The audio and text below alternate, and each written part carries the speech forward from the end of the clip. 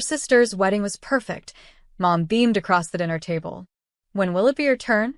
I smiled, sipped my wine, and said, it already happened. You just weren't there. The whole room froze. My name is Kella Monroe. I'm 32. And if you think this is about a forgotten invitation, stay tuned. Because sometimes the real betrayal isn't being left out. It's realizing you were never really counted in. The room was aglow of champagne glasses and well-dressed guilt. Dad cleared his throat. My sister blinked rapidly, like she'd walked into the wrong conversation. You're joking, right? She asked. I set my glass down. No. Mom blinked like she'd been slapped. When? She whispered. 6 months ago, I said. A courthouse. Just us. No drama. Her face fell, lips parting with the kind of shock only expectation can summon. You didn't tell us. No, I said. Because you were too busy planning her perfect day. You didn't even ask if I was seeing anyone. They hadn't. Not once. When I got engaged, I kept it private, not out of shame but protection. Protection from the comparisons. The judgment.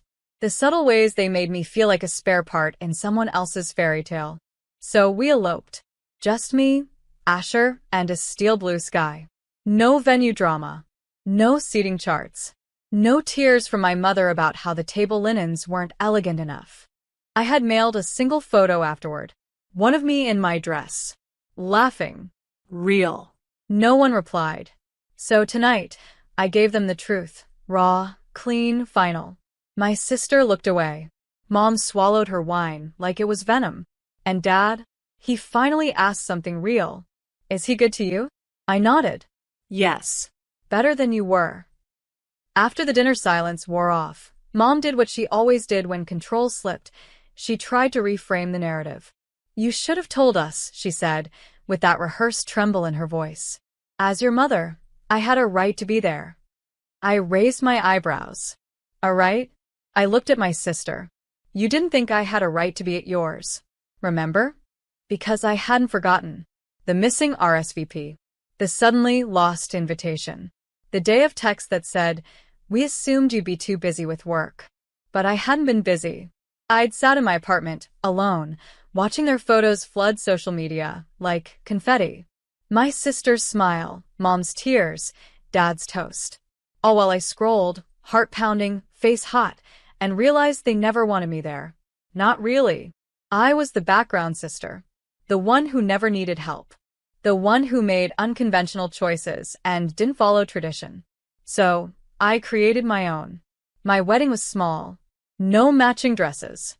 No tiered cake. Just vows spoken on a windy hilltop, our hands pressed together, our eyes locked in defiance of everyone who said love only matters when it's witnessed. I didn't post it online. I didn't need their likes. Dad sighed now at the table, heavy and tired. Why didn't you tell me? He asked. I almost believed the softness in his voice. Until I remembered his toast at my sister's wedding. We're so proud to have one daughter who's finally doing things the right way. I looked him dead in the eye. You didn't ask. No one did. They only saw me when I reflected their image. But now? I was done holding the mirror. And across the table, for the first time in my life, I saw my sister's smile fade. My sister finally spoke. I didn't think you'd want to come to my wedding, she said, eyes flicking down to her plate. You always make everything about you. That was rich, coming from the girl who demanded 5 dress changes and cried over the shade of peonies. I tilted my head. Not inviting someone and justifying it after the fact doesn't make it right, it makes it rehearsed. She flinched. So did Mom. Dad picked up his fork like it was a shield. I kept going. Not to wound, but to witness. I was never going to be the sister who looked good in bridesmaid photos.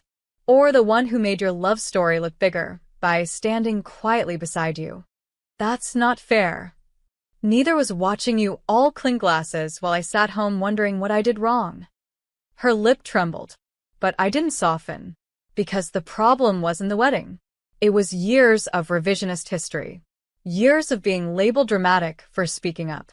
Years of being told I was too intense, too independent, too much. And yet somehow, Not enough to be invited. Mom jumped in. Well, it's over now. Maybe we can move forward. I shook my head. See, that's the thing. I already did. Without you. Her face dropped like a chandelier cracking from the ceiling. I stood up, napkin folded gently in hand. I didn't come here to explode. I came here to set the record straight. I looked at my sister. You got the wedding you wanted. I looked at my parents. You got the daughter you celebrated. Then I smiled genuinely. And I got the peace none of you ever offered. And with that, I walked out, leaving behind the only seat I'd ever truly been assigned at that table, the empty one. You said. 3 days passed before anyone said a word. Not a call. Not a text. Just silence, cold and tactical. And then on a Wednesday night, Mom emailed. You blindsided us. Your sister is heartbroken. There was no need for that scene. No need? I stared at the screen like it might blink and correct itself. That scene was me finally speaking. One truth. At one table. After decades of swallowing everything else. I didn't reply. But they weren't done. My sister posted a throwback on social media, a photo of her wedding day. Captioned, some people watch. Some people vanish. Real love shows up. The comments were predictable. Friends validating. Distant cousins chiming in. A parade of digital loyalty. I didn't flinch, because they could spin the story all they wanted. I had already lived it. Meanwhile, Asher, my husband, was folding laundry when I told him. He didn't ask for details. Just walked over, kissed my forehead, and said, Do they even know your favorite flower? They didn't. He did. Calla lilies. He planted them outside our rental 2 months before we got married. Said, now your name lives in the garden. My family never asked why we eloped. Never noticed how light I became once I stopped performing daughterhood like it was an unpaid role. I went on with my life. Until another email arrived. This time from Dad. Just 5 words. Can we talk? Just us. I hovered over it. Because sometimes the ones who stay silent after your truth erupts are the ones who finally heard it echo. And sometimes, they're just hoping to pull you back in gently before you realize you're free. I took a deep breath and typed. We'll see. You said. Dad picked a diner, neutral ground. Same one we used to go to after my violin recitals. He was already seated when I arrived, hands folded, coffee half full. For a second, I saw the Dad I remembered, steady, quiet, impossible to read. I'm not here to take sides, he said. I raised an eyebrow. You've already taken them. He nodded, slowly. I know. The silence stretched between us like fabric pulled too tight. Then he said, You getting married without telling us did hurt. I didn't flinch. You not asking where I was the day of her wedding? That hurt too. He looked down, thumb tracing the rim of his cup. I didn't know how far it had gone, he said. Between you and your mother. You and your sister. I let that sit. Dad, it didn't go anywhere. It stayed exactly where it always was, unequal.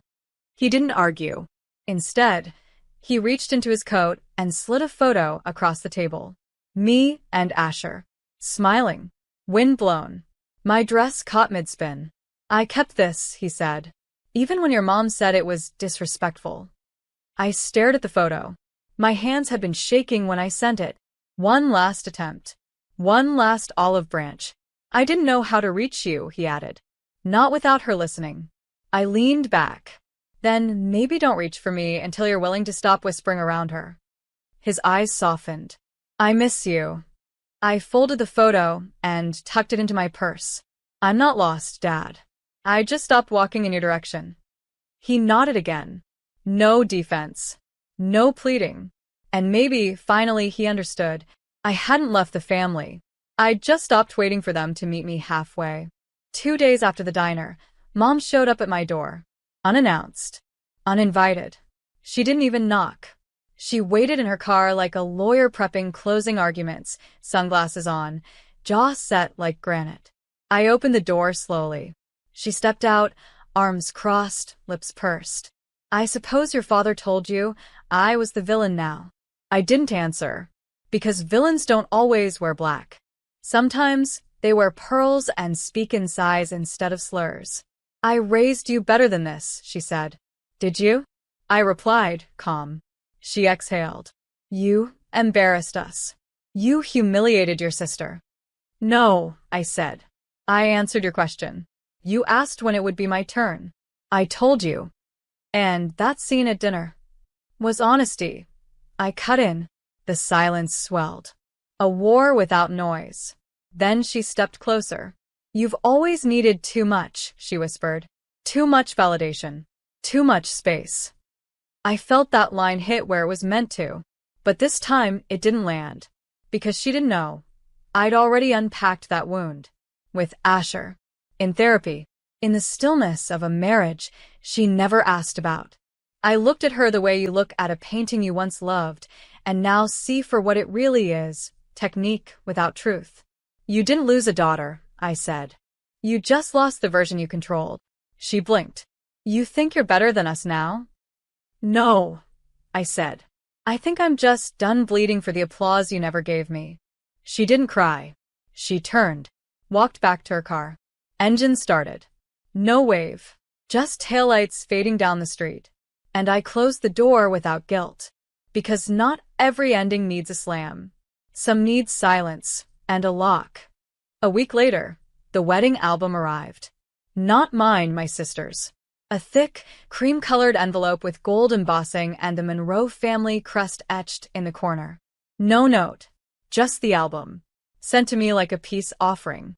Or a provocation. Asher watched me slit it open at the kitchen counter. Sure you want to do this? He asked gently. I nodded. Sometimes, closure isn't about what you want to see, but what you're finally ready to face. The first few pages were predictable. Dress fittings. Champagne flutes. Dad walking her down the aisle. Then came the reception. Mom mid-toast, eyes glassy with pride. A long, scripted quote about daughters, dreams, and destiny. Then one image made me freeze. A family portrait. Everyone lined up, smiling, poised. And there it was. My name, written under the photo. Except the body standing there wasn't me. It was my cousin from Vermont. Same height, same dark hair, wearing a dress suspiciously similar to one I once wore to a graduation. They passed her off as me. Framed it. Labeled it. Posted it online. As if presence could be faked. As if truth was just a caption away from revision. Asher stood behind me, jaw tight. They replaced you, he said quietly. In pictures. No, I whispered. They erased me, and didn't think I'd notice. I slid the album back in the envelope. Didn't tear it. Didn't scream. I simply wrote one word across the front in permanent marker. Return. Dropped it in the mailbox the next morning. No note inside. No explanation. Because when someone deletes you from the frame of their perfect story, you stop being the background and start being the author of your own. You said. They never responded. Not to the returned album. Not to the message written across the envelope. Not to the unspoken truth inside it.